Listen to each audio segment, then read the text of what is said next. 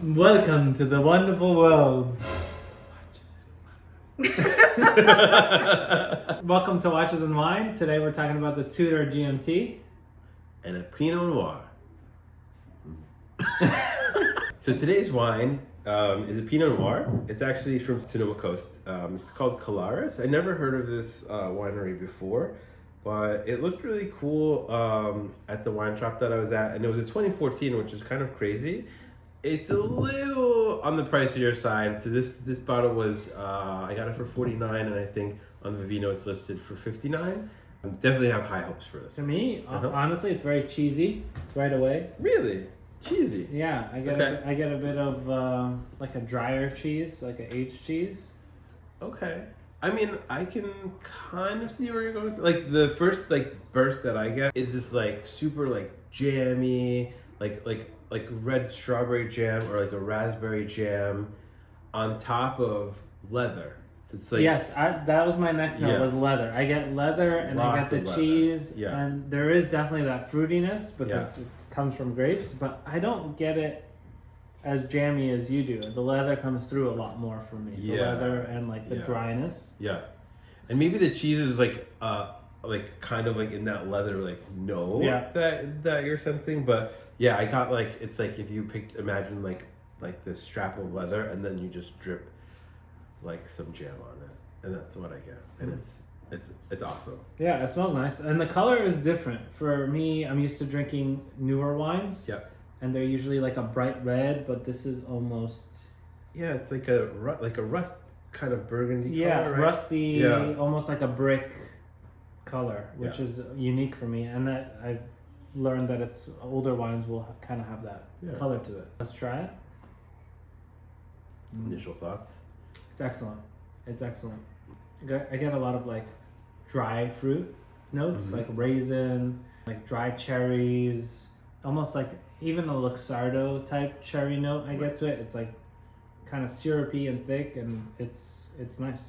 Yeah, which is really interesting for a Pinot Noir, right? So Pinot Noir is typically on the lighter side. And you said raisin as your first note, which was you hit the nail on the head for me, because when I first tried this wine, I don't know if you guys know the style or have tried the style of Amarone. It's an Italian red that they let dry on the vine a little bit more. So it's instead of they pick it when it's ripe, it's a little bit raisiny. So you get a really lush, really raisin flavor. And this one to me tastes like an Amarone almost, which is kind of crazy. Yeah, I would agree. I think it lacks a little bit of the sweetness that an Amarone would have. And possibly a little bit of the body, because usually it and punches the body as well. I was going to say both. It's amazing. It's it's dry but not too dry. It's not really too tannic. And it still has a little brightness to it. Yeah. But I think super impressive. And so this one I'm really happy with. Yes, so. I think it's spot on. I would buy this again if I could. Yeah, chef's kiss. Chef's kiss. Chef's kiss, exactly. Okay, so what's the watch we're talking about today?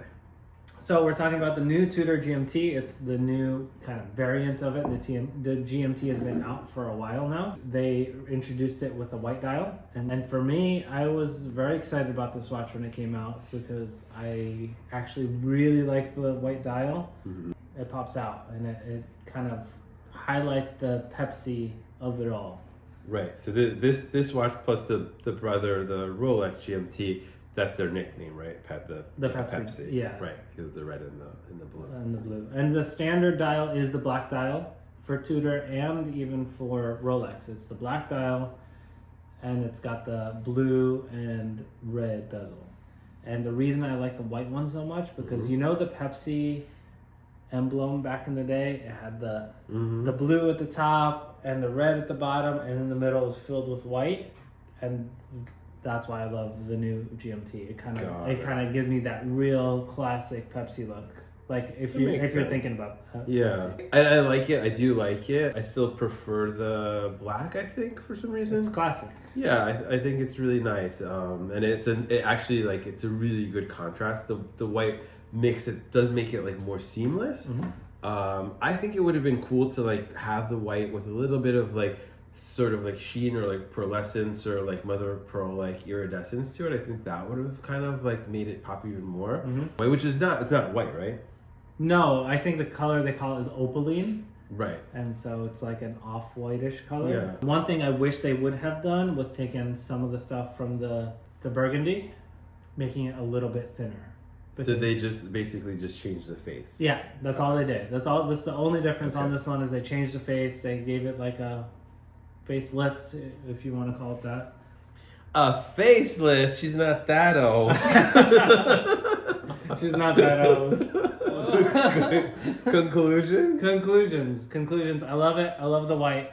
Only deterrent for me getting a Pepsi Tudor is how thick it is on my wrist. It's just too chunky. It's like a big block of metal. I wish they added the thinness of the new Black Bay to the Tudor. I wish they took the, I don't know what I'm saying. Why your wrist gotta be so delicate? I don't want a big piece of metal on my wrist.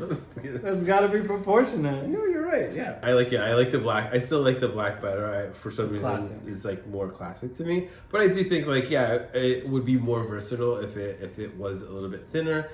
But again, these are like utility watches. They're sport watches, so I think them being a little bit thicker is okay because a lot of people aren't going to be wearing like a suit with it. They're going to be out and about or like doing their sports or whatever. So it's cool and like I think that's like a new trend. Like you're seeing large watches on people, and especially like in the women's sector, you're seeing like the boyfriend watch. Yeah, and I actually like larger watches on women. Yeah, and I don't mind large faces. I think it's just the thickness of it, and it just feels like I'm staring at a wall when I'm looking at my wrist, and it's. I don't need a mirror on my wrist. I just need a nice timepiece. All right, let's give our final thoughts. Yeah, let's do a rating system. Rating system? Yeah, out of 5. I give this a 7.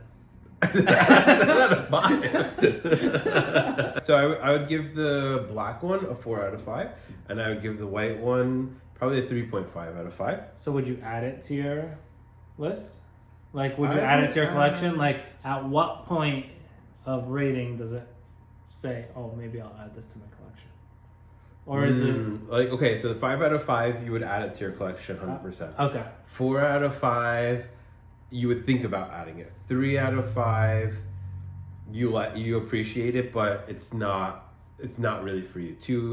2 and below is going to be like it's not your taste. Yeah, so for me I'd go 3.5 then.